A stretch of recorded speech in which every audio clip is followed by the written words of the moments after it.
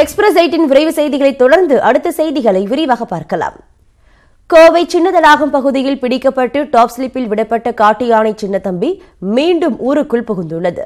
இதை வனத்திற்குள் விரட்டுவதற்காக கலீம் மற்றும் மாரியப்பன் ஆகிய 2 கும்கி யானைகள் அழைத்து வரப்படுகின்றன. கோவை மாவட்டம் சின்னதடாகம், ஆனைக்கட்டி, வரப்பாளையம் உள்ளிட்ட கிராமங்களில் காட்டு யானைகள் விளைநிலங்களை சேதப்படுத்துவதோடு இரை தேடி குடியிருப்புகளுக்குள் நுழைகின்றன. இதையடுத்து விநாயகன் என்ற காட்டு யானையை தொடர்ந்து சின்னத்தம்பி என்ற காட்டு யானையும் பிடிபட்டது.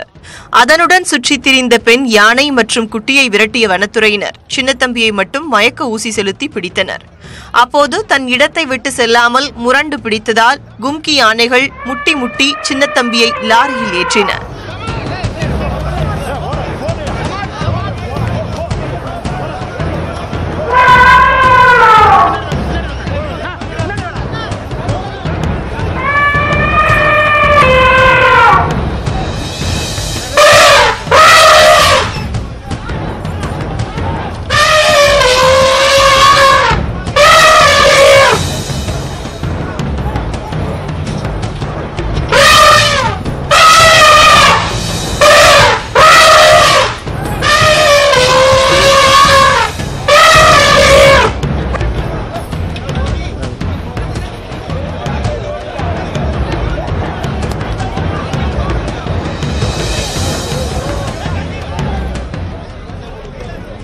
இந்நிலையில் சின்னத்தம்பியின் தந்தங்கள் உடைபட்டதோடு அதன் கன்னம் பின்பகுதியிலும் காயம் ஏற்பட்டது. கழுத்தில் ரேடியோ காலருடன் சின்னத்தம்பி டாப் ஸ்லிப் வனப்பகுதியில் கடந்த 25ஆம் தேதி விடப்பட்டது.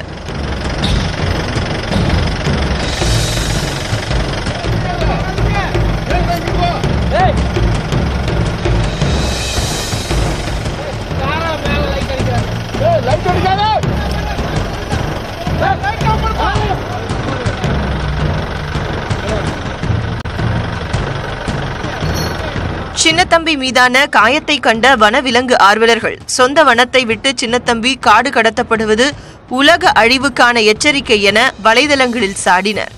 இதனிடையே சின்னத்தம்பியை தேடி தடாகம், பன்னீர்மடை பகுதிகளில் ஆக்ரோஷத்துடன் வலம் வரும் பெண் யானையும் குட்டியும் கண்ணில் பட்ட 2 பேரை தாக்கியது. இந்நிலையில் டாப் ஸ்லிப்பில் உள்ள வரகளியார் வனப்பகுதியில் மயக்க நிலையில் விடப்பட்ட சின்னத்தம்பி சுமார் 40 கிலோமீட்டரை கடந்து கோட்டூர், அங்கலக்குறிச்சி கிராமங்களுக்குள் புகுந்துள்ளது.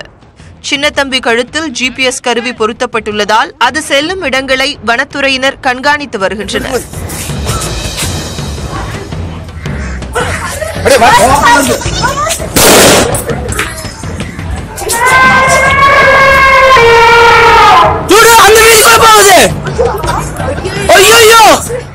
வனத்துறையினர் 3 குழுக்களாக பிரிந்து யானையை வனப்பகுதிக்குள் விரட்டும் பணியில் ஈடுபட்டுள்ளனர். பட்டாசுகள் வெடித்து விரட்டிய போதிலும் அசராமல் சுற்றி வரும் சின்னத்தம்பி அந்த கிராம மக்களுக்கு அச்சுறுத்தலாகவே இருக்கிறார்.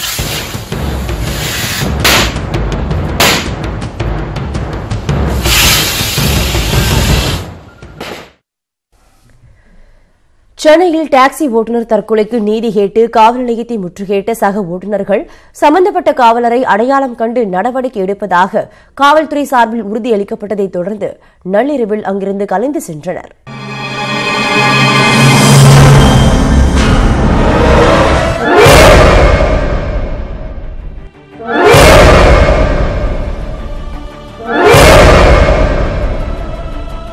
காஞ்சிபுரத்தைச் சேர்ந்த 24 வயதான டாக்ஸி டிரைவர் ராஜேஷ் தற்கொலை வழக்கில் புதிய திருப்பம் ஏற்பட்டுள்ளது. கடந்த 25ஆம் தேதி மறைமலை நகர் ரயில் நிலைய தண்டவாளத்தில் தற்கொலை செய்து கொண்ட நிலையில் தற்கொலைக்கு முன் அவர் செல்போனில் பதிவு செய்த வீடியோ மூலம் உண்மை வெளிச்சத்திற்கு வந்துள்ளது. போனாலும் இவங்க தொல்லை பெருந்தொல்லையா இருக்கு. யூனிஃபார்ம் கைட்டிட்டு நீங்க என் கையில நின்று பாருங்க. என் சாவுக்கு மெயினா சென்னை போலீஸ் தான் காரணமே.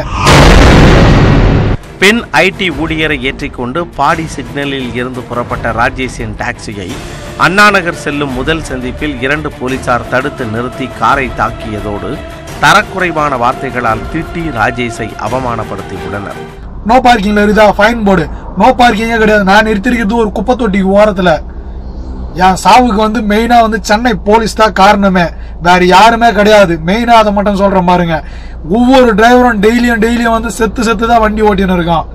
அதுலயும் இந்த இந்த மாதிரி பிச்சை பசங்க இருக்கிற வரைக்கும் வந்து உண்மையா ஒரு டிரைவர் கூட வந்து ஒரு மாசத்துக்கு ஒருத்தன் செத்துன்னு தான் இருக்கானே.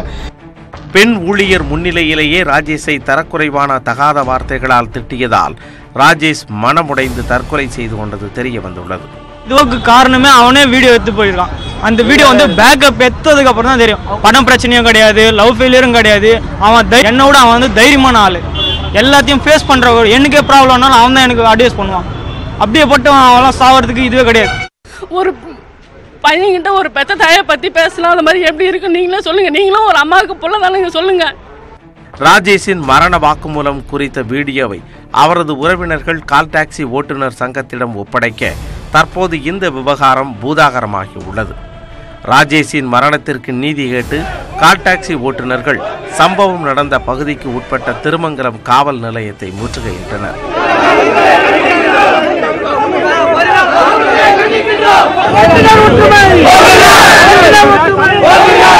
நள்ளிரவு 12 மணி வரை நீடித்த போராட்டம் தொடர்ந்ததால் சம்பந்தப்பட்ட காவலரை அடையாளம் கண்டு நடவடிக்கை எடுப்பதாக காவல்துறை தரப்பில் உறுதியளிக்கப்பட்டது.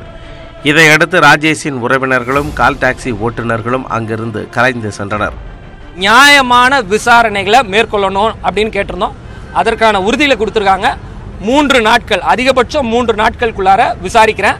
அது மட்டும் இல்லாமல் அந்த பயணத்தின் பொழுது ஒரு பெண்மணி, அதாவது ஐடி ஊழியர், ஒரு லேடி டிராவல் பண்ணியிருக்காங்க. அவங்களுக்கு சம்மன் அனுப்பிச்சு என்ன நடந்தது அப்படின்றத விசாரிக்கிறோம் அப்படின்ற ஒரு வாக்குறுதி கொடுத்துருக்காங்க. இதனிடையே கால் டாக்ஸி ஓட்டுநர் ராஜேஷின் தற்கொலை குறித்து 4 வாரத்திற்குள் அறிக்கை தாக்கல் செய்ய காவல் ஆணையருக்கு மாநில மனித உரிமைகள் ஆணையம் நோட்டீஸ் அனுப்பியுள்ளது. நடிகர் சிம்புவின் வந்தா ராஜாவாதான் வருவேன் திரைப்படம் திரையரங்குகளில் வெளியாகியுள்ளது. இயக்குநர் சுந்தர்சி இயக்கத்தில் நடிகர் சிம்பு நடிப்பில் இந்த படம் உருவாகியுள்ளது.